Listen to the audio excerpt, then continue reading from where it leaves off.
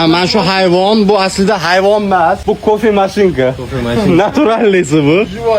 Voy, og'zini qarang qanaqa. Bu axlotidan xullas dunyodagi eng qimmat kofe kelib chiqadi. Eng qimmatdan shu mana ani yoqda turib, bu axlotini quritib kofe qilishadi. Hammasi teriladi. Shuning uchun e'tibor berayotgan bo'lsanglar, mana bu yoqda tagida taxta va usti setkalik qilingan.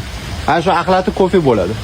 Hali turib. Ikkinchi marta xullas mana Baliga kelishimizda yana mana turistlarimizni shu joylarga olib keladi. Xonadagi kofe shundan emasmish qilib. Sizni xonangizdagi kofe ham shundan bo'lishi mumkin aka. Qimmat bo'lsa. Endi 5 yulduzli mehmonxonada turibsiz, to'g'rimi? 5 yulduzli mehmonxonada 5 yulduzli kofe bo'ladi. Shuning uchun mangustin, shu luvak kofelarni ichasiz. Yaxshi ham choy ichganimiz aka. 5 yil oldin aynan shu joydan turistlar tirik qaytishmagan. Oxirgi 5 yil ichida bu qabila och qolgani sabab turistlar uchun o'z eshigini ochdi. Biz bugun Truyan qishlog'idamiz, ya'ni Suyaklar orolida. Bu qabilani dunyodan juda ham katta siri bor edi. Lekin ocharchilik tufayli bu sirni butun dunyoga fosh etish vaqti keldi. Qanaqa sirligini menimcha tushundingiz. Bu aynan o'sha siz tushungan sir. Nima uchun bu qabila o'liklarni chiritishadi deysizmi? Sabab bular Batur vulqonini xudo deb bilishadi va o'liklarni yoqish yoki ko'mish yerga nisbatan nohurmatlik bo'lib, Batur vulqoni uyg'onib, g'azablanib qabilaga bularni butunlay qirib yuboradi deb o'ylashadi. Xullas, bitta videoda bu informatsiyalarni sig'dirib bo'lmaydi. Serialimizni kuzatishni davom eting. Bu birinchi qism edi. O'sha Baliyaga qabilasini vakillari va qabilani boshi aynan mana shu inson ekanlar. Tasavvur qilinglar, 5 yilcha oldin bular kelgan turistlarni urib, toshbo'ron qilib, kerak bo'lsa o'ldirib bo'lsa-da haydashgan.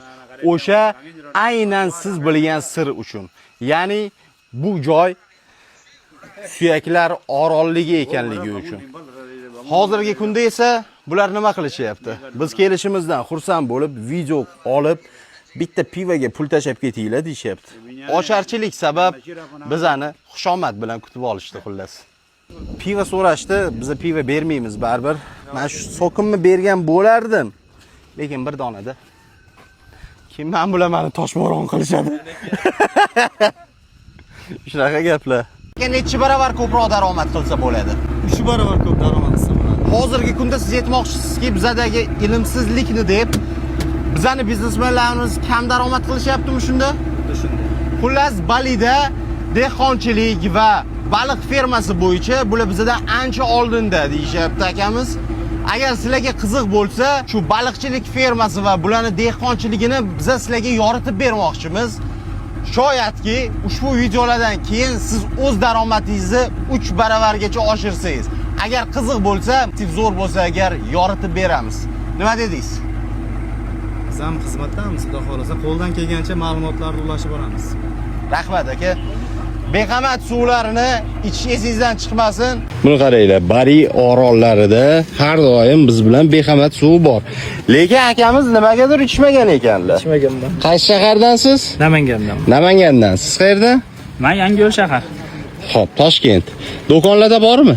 Toshkentdan juda ham kamman, topolmadim deyapti. Sizlar-chi do'konlarda ko'rganmisiz? Ko'rmaganman. Ana endi sizlarga savol. Qaysi shahardansiz? Va sizni shahringizdagi do'konlarda beqamat suvi bormi? Kommentariyada bitta yozib yuboring. Rivojlanishimiz uchun va kengroq tarqalishi uchun harakat qilishimizga juda ham bir katta hissangizni qo'shgan bo'lardingiz.